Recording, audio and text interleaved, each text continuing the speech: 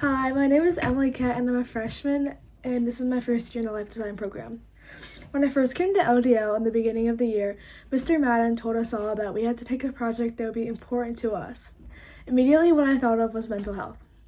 Mental health is something that I knew I struggled with a little bit but didn't really understand.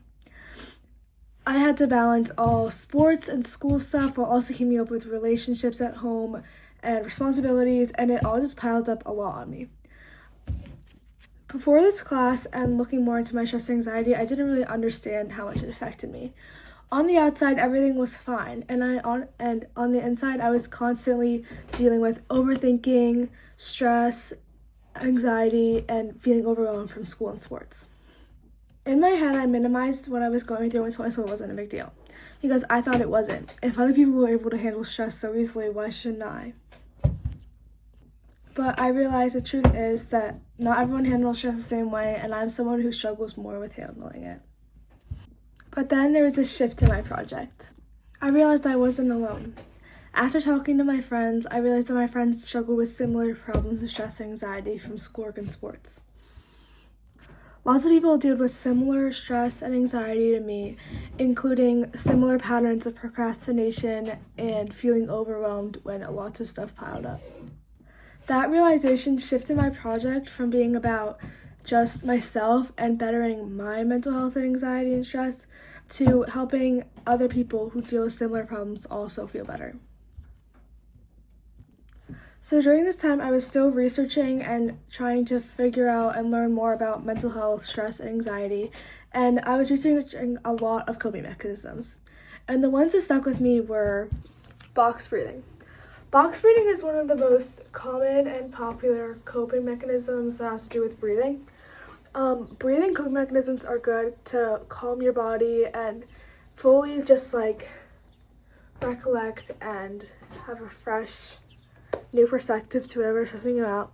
So how you do this is you breathe in for 4 seconds, hold for 4 seconds, exhale for 4 seconds, and hold for 4 seconds again. So I'm gonna do it.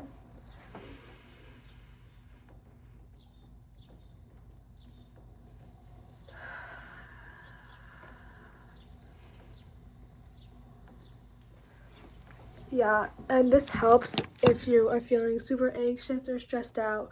The next one is the 5, 4, 3, 2, 1 method. For this method, you have to name 5 things you can see, 4 things you can touch, 3 things you can hear, 2 things you can smell, and 1 thing you can taste.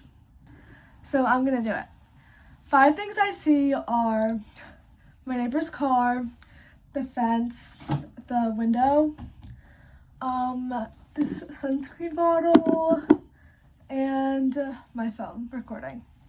Okay, next, 4 things I can touch are, let's see, my shoe,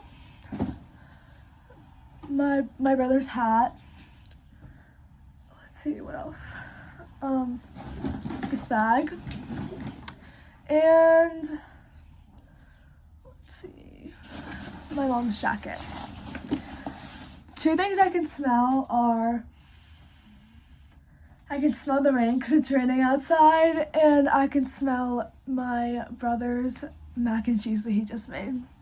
And then 1 thing that I can taste is my drink that I just drank a few minutes ago. And those are just a few coping mechanisms to stress and anxiety.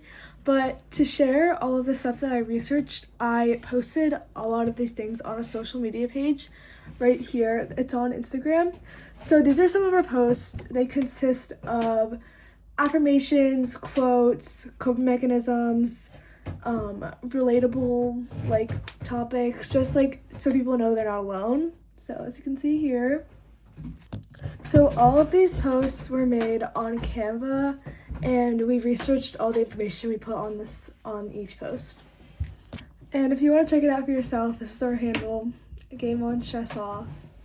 But another thing I learned is how important it is to talk about what you're feeling, even if it's uncomfortable. You don't have to tell everyone everything, but opening up even a little bit to a friend or a family member or, administrator can make a huge difference. It honestly takes off some of the pressure and reminds you that you're not alone in your problems. If I could go back to the beginning of this process, I think the biggest thing I would tell myself is that my stress and anxiety feelings were normal. Just because something seems like normal stress and labeled as something that everyone struggles with doesn't mean that it isn't affecting you. Since I've looked more into my own stress and anxiety, I know what to do when I get into a situation where I need to prevent or calm myself down if I'm experiencing too much stress. I understand that not one coping mechanism works for everyone, but now I know more about what works for me, and I'm aware of how I deal with my stress and what causes it and what to do if I realize that I'm overthinking or stressed out. This project really helped me not only understand my own mental health better, but the people around me. It showed me that stress and anxiety are a lot more common in the high school atmosphere than we think, especially in environments like school and sports where there are super high expectations and stress levels. I've started making a real effort to get my work done early and on time so that I don't get to the point where I feel stressed out again. I am using this organizer over here, I don't know if you can see, but to organize all my schoolwork so that I can know what I have to get done, and I'm trying to do all my work before I have plans. Like if I know I have practice, I'm trying to get it done before then, and if I know that I'm not going to want to do something tomorrow, then I'm going to try to get it done as soon as I can. Even when things do get a bit overwhelming, I don't worry as much because I've come to do it in a professional manner. I've researched many different ways to stay calm and figure out exactly what works for me. Now if I start to feel stressed, I know exactly how to handle it and get back on track. On top of that, I feel a lot more comfortable talking to other people about what's on my mind instead of keeping it all to myself. And more importantly, it showed me that awareness matters. As my topic, becoming aware and knowing that the things I struggle with are there help me understand what to do when I deal with my stress or anxiety, and now I'm able to talk to my close friends and family because I know they've been where I have and struggled before as well. Even if I haven't fully negated my stress and anxiety, that doesn't mean I haven't improved and been able to get better by each day. Even just starting conversations or creating spaces where people feel comfortable sharing can make a difference. Thank you.